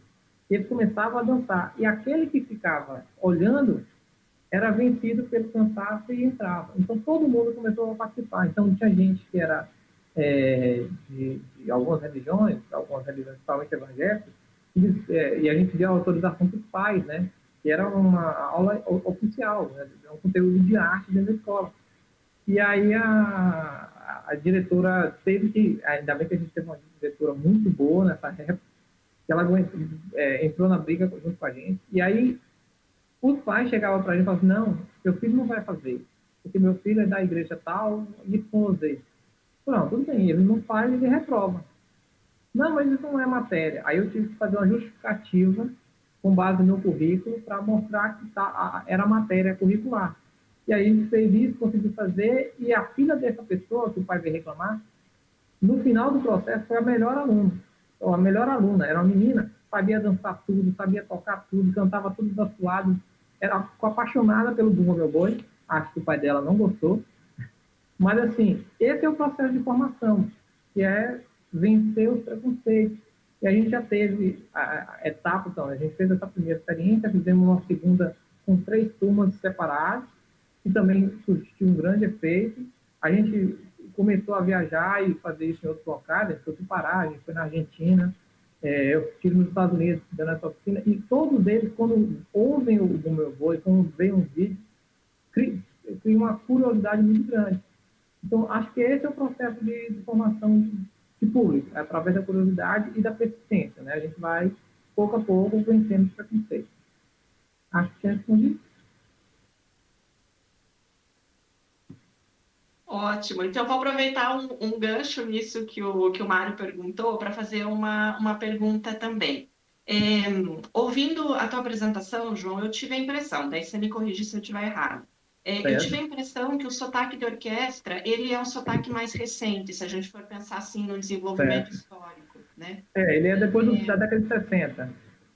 Ah, Os ótimo. outros são Então era mais antigos. então era mais ou menos o que eu tinha pensado mesmo.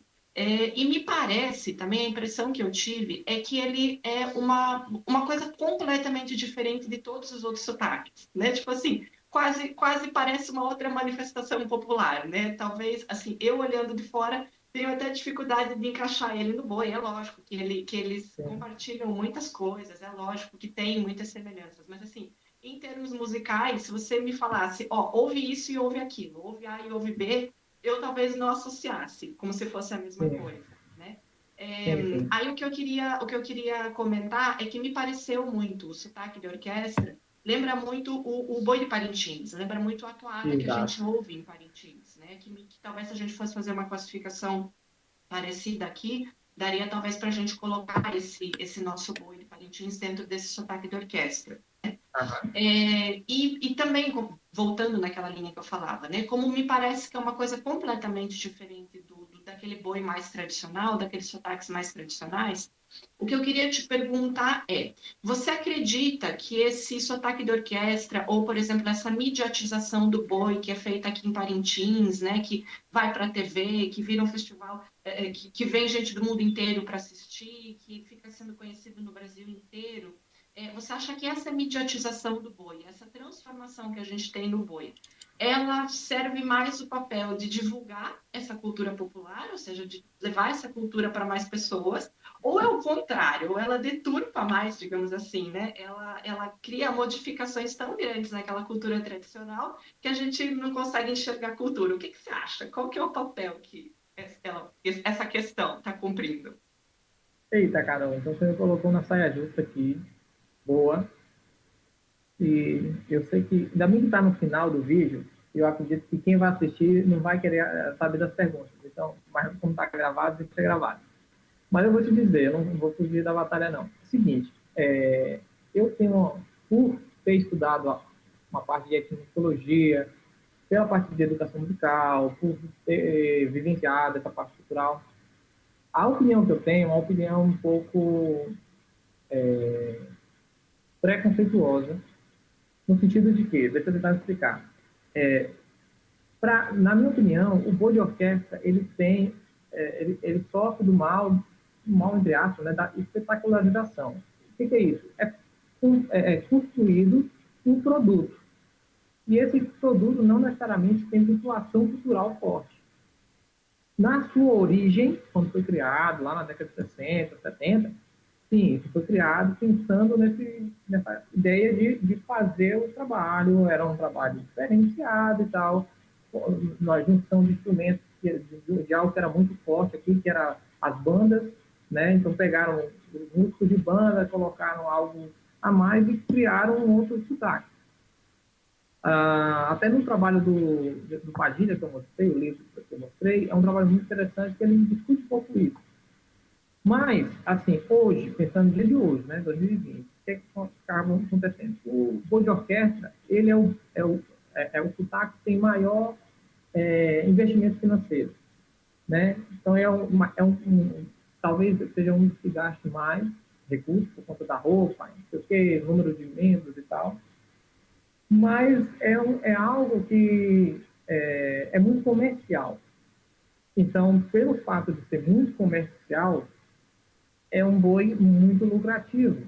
E sendo muito lucrativo, ele, para se sustentar, a visão que eu tenho é que ele acaba tirando o espaço de vários outros grupos. Então, vou dar um exemplo muito prático. Assim. Eu falei do Costa de Mão, que tem está correndo, assim, tem a possibilidade de desaparecer pelo número pequeno de pessoas que participam, pelo número pequeno de visibilidade, a baixa visibilidade que tem. Mas, assim, o que acaba acontecendo? O boi de orquestra, o boi de Costa de Mão, eu fui na apresentação, que ele teve, assim, ele começou, teve Costa de Mão, assim, num palco absurdamente grande, que era um lugar chamado Maria Aragão, e o grupo de Costa de Mão era pequenininho, era assim, 30 pessoas, dos 30, talvez 15 tocavam lá no fundo e 15 dançavam ali. Aí era um lugar escuro, entendeu? Um lugar escuro que ninguém poderia ver e tal. Logo depois do Porta de Mão, e era um festejo em prol do Porta de Mão, logo depois do Porta de Mão veio um grupo chamado Novilho Branco, que é um grupo de orquestra, com 70 pessoas dançando no palco, colorido, com luz, pirotecnia e tudo mais.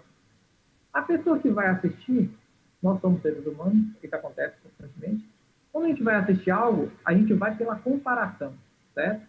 Então, a pessoa não quer saber se são boas diferentes. Vai falar assim, esse que entrou agora é melhor do que o outro. É mais animado, é mais bonito, é mais chamativo, eu gostei mais. Então, toda vez que vai ver no panfleto lá da programação, onde eu quero visitar, e olha, tem Porta de Mão? Não quero, porque eu tive experiência ruim, ele é feio, é um boi feio, é um boi ruim, que soa mal. Eu quero ir onde tem uma orquestra que é chamativa. E digo isso não criticando as pessoas, porque eu sofri disso. Quando eu cheguei aqui em 2010, meus amigos me levavam, eu falava assim, eu não quero assistir boi de zabumba, é um monte de gente tocando, eu não quero isso não. Eu quero boi de orquestra, que tem pessoas bonitas, que tem coisa chamativa, tem não sei o que e tal. Mas quando você começa a estudar, você nota a real vinculação com as raízes culturais. E aí você vê que as coisas são diferentes. Então, assim, o orquestra, ele tem o papel dele, ele assumiu um papel absurdamente interessante, que funciona de alguma maneira para levar o nome do Maranhão para fora, né? Ele é promocional, ele é lucrativo, ele é comercial, mas internamente eu acho que ainda falta muito a criação de políticas para fazer com que isso seja mais menos deficitário, mais equiparado, né? Essa parte de oferta tanto de recursos quanto de visibilidade, que eu acho que falta. E acho que falta uma política de formação de público, porque aqui não tem. Não, a gente se preocupa no festejo junino, vai e o pessoal toca. Não, é uma política de colocar esse tema na base, na escola, para que as pessoas comecem a aprender isso desde cedo. E não só Bumba Meu Boi, Tambor de Crioula, Tambor de Minas, todos eles. É uma parte mais cultural, que é o principal produto turístico daqui. Então, eu acho que tem que pensar um pouco sobre isso. Obrigada, João. Não fugiu da pergunta, ótimo. Não, foi direto ao ponto, muito bom. Eu gostaria de conversar muito mais, com certeza, mas por causa do horário, deixa eu deixar vocês irem almoçar também, né? Porque para a gente agora é meio-dia, vocês aí já perderam o horário do almoço de vocês, né? Não, ele está tranquilo aqui. Deixa eu liberar vocês, então. Agradecer mais uma vez o João por ter apresentado esse trabalho. A Débora, que eu tô vendo. A Débora é essa Deca que está aqui, né? Deca Barros, exatamente. Oi, Débora. Parabéns, então. Grande pesquisadora. Oi, tudo bem, gente? Tudo bom, Débora? Então você já está convidada para vir a Manaus com o João numa próxima oportunidade para a gente fazer esse trabalho ao vivo. Muito obrigada por vocês terem compartilhado o trabalho de vocês. Obrigada mesmo. Débora, se quiser falar alguma coisinha, complementar alguma coisa do que o João disse? Na verdade, eu só estou observando assim, é um trabalho que a gente fez de forma conjunta. E, assim, é um trabalho maravilhoso de fazer, é um trabalho, assim, inédito, né? Justamente porque a gente está tentando colocar a cultura popular, que ela é vista de uma forma muito exótica, como se fosse você não pudesse aprender, né? Assim como você aprende arte na Europa, você também pode aprender a cultura popular, a raiz, a questão local. E aí é um trabalho assim que a gente está caminhando, né? A gente está dando suporte um para o outro para a gente poder fazer acontecer esse trabalho de cultura popular dentro das escolas. Mas é isso, gente. Muito obrigada. E eu espero poder ir para Manaus, eu quero muito conhecer.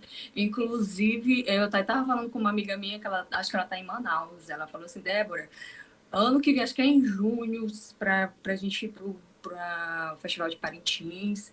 E aí, eu não sei também, vai depender da pandemia, enfim, de uma série de outras coisas. Então, eu quero muito conhecer, né, a cultura, o Festival de Parintins. Eu acredito que a gente possa fazer um bom trabalho também, nesse sentido.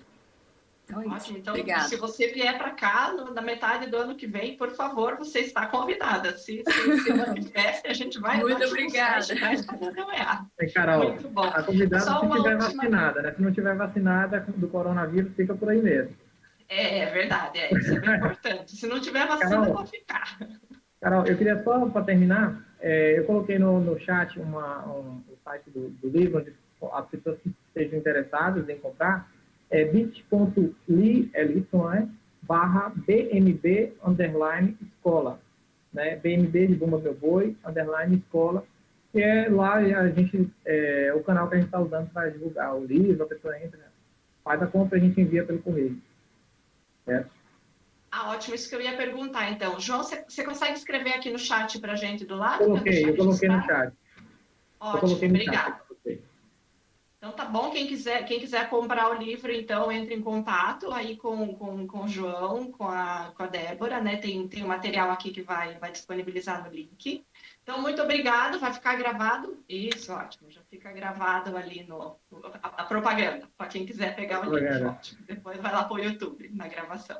Então, muito obrigada mais uma vez, João, Débora, por vocês terem participado aqui. Aí eu gostaria de fazer só a propaganda, então, da parte da tarde agora. Às 15 horas hoje a gente vai ter a mesa redonda da tarde, a gente vai estar falando sobre outras músicas, esse é o tema da mesa, né? E na parte da noite a gente tem o professor Fábio Chifres também, que vai estar fazendo uma discussão bastante interessante, né? Pensando sobre ensino de música e as concepções de epistemológicas que a gente adota na nossa área, né? Eles estão aí muito centradas nessas questões eurocêntricas, né? Deixam de valorizar a nossa cultura, a nossa identidade latino-americana, né? Então, acho que a gente já faz um link com esse mini curso de hoje. Então, mais uma vez, obrigada pela presença de vocês e até a próxima oportunidade, se Deus quiser, aqui em Manaus. Obrigado, Carol. Tchau para todo mundo, viu? Tchau, tchau.